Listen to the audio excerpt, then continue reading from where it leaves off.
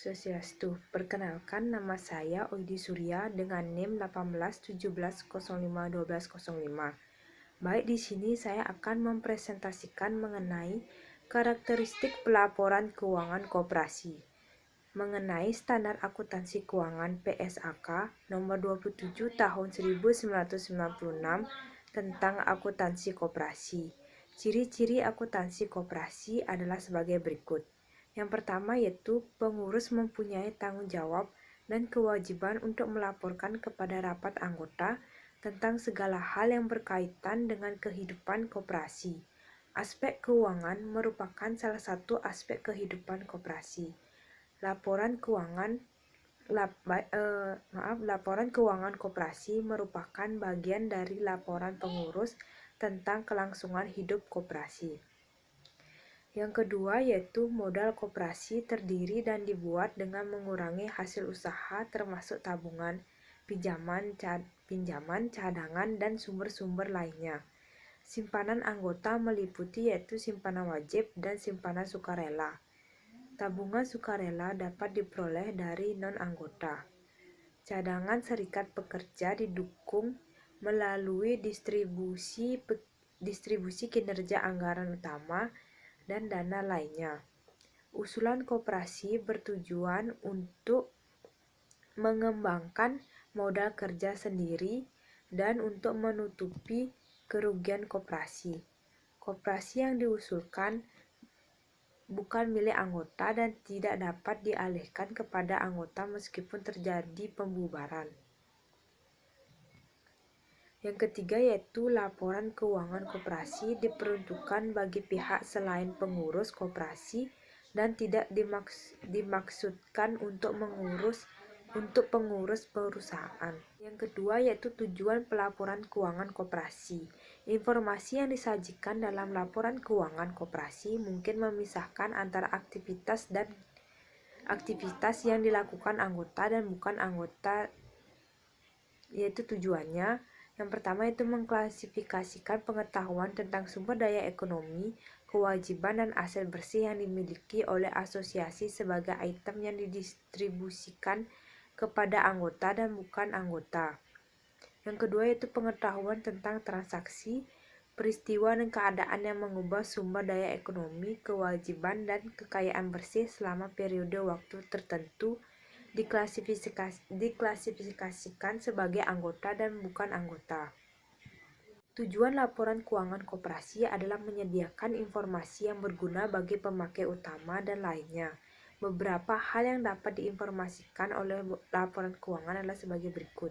Yang pertama yaitu untuk mengetahui presentasi keuangan koperasi selama satu periode. Yang kedua yaitu informasi penting lainnya yang mungkin mempengaruhi likuiditas dan solvabilitas koperasi. Dan yang terakhir yaitu untuk mengetahui manfaat yang diperoleh setelah menjadi anggota koperasi.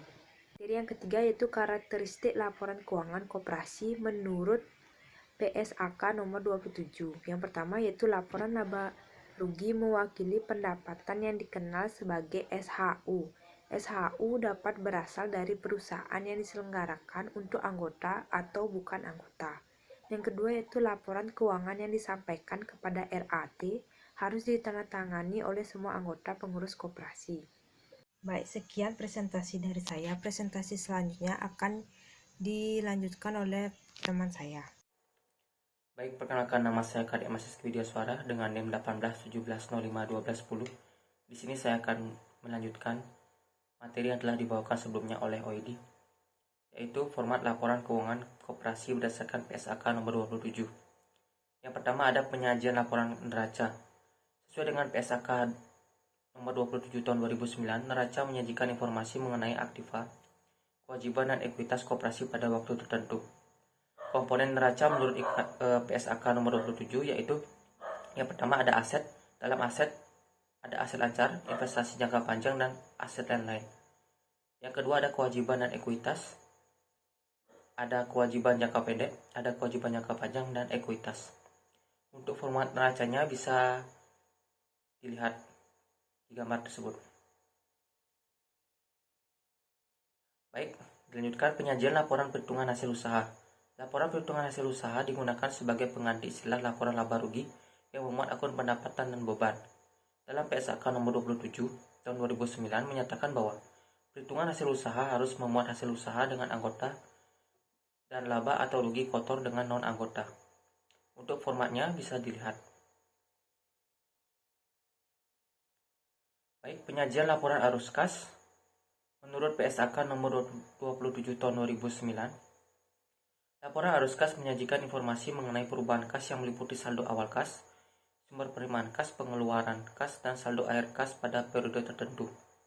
Laporan arus kas dapat dilakukan dengan dua metode, yaitu metode langsung dan metode tidak langsung. Laporan arus kas disusun menurut sumber dan penggunaan dari aktivitas operasi, aktivitas investasi, dan aktivitas pendanaan. Nah, untuk metode langsung, kelompok utama dari penerimaan kas bruto dan pengeluaran kas bruto diungkapkan.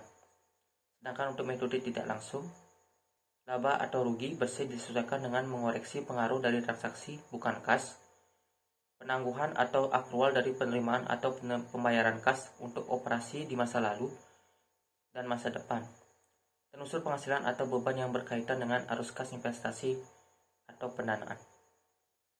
Untuk format metode langsung sebagai berikut.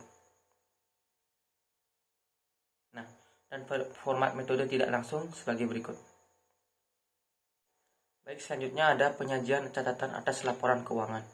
Catatan atas laporan keuangan merupakan bagian terpadu dari penyajian laporan keuangan koperasi. Catatan digunakan untuk memberikan tambahan informasi mengenai pos-pos neraca dan perhitungan sisa hasil usaha. Catatan atas laporan keuangan menjelaskan hal-hal yang berkaitan dengan laporan keuangan, juga mengenai kebijaksanaan koperasi atas metode-metode yang digunakan, perolehan aset, dan pembagian sisa hasil usaha. Yang terakhir ada penyajian laporan promosi ekonomi anggota. Laporan promosi ekonomi anggota adalah laporan yang memperlihatkan manfaat ekonomi yang diperoleh anggota koperasi selama 1 tahun tertentu. Laporan tersebut mencakup 4 unsur sesuai pernyataan PSAK tahun 2019, yaitu yang pertama, manfaat ekonomi dari pembelian barang atau pengadaan jasa bersama. Yang kedua, ada manfaat ekonomi dari pemasaran dan pengelolaan bersama. Dan yang ketiga, ada manfaat ekonomi dari simpan pinjam dalam lewat koperasi. Untuk formatnya bisa dilihat.